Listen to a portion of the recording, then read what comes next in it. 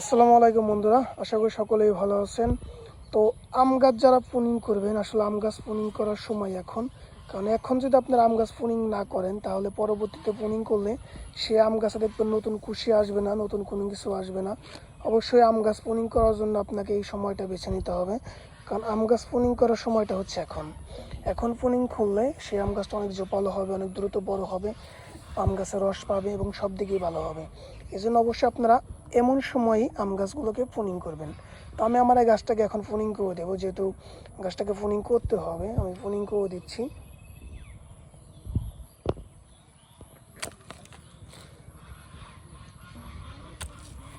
এটা ছোটো একটি গাছ, কিন্তু এটাকে জোপালো করতে হলে অবশ্যই আমাকে প্রুনিং করতেই হবে।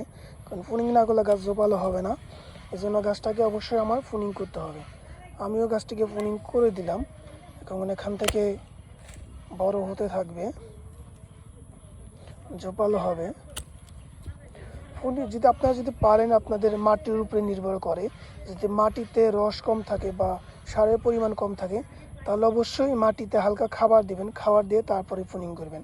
আমার যেহেতু আমি জমিতে লাগিয়েছি, সেহেতু আমার এখানে খাবার পর্যাপ্ত আছে, কোনো সমস্যা নেই, এবং রসও পর্যাপ্ত আছে, সেহেতু আমি এভাবেই প্রুনিং করে দিলাম।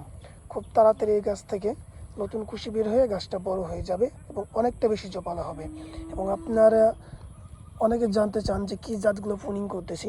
তো এই জাতের নাম হচ্ছে ফুসা সুরিয়া। এই আম গাছের জাতের নাম হচ্ছে ফুসা সুরিয়া। এটা খুবই নাম করা বর্তমান একটি ইন্ডিয়ান জাত। তো জাতটি মোটামুটি ভালোই।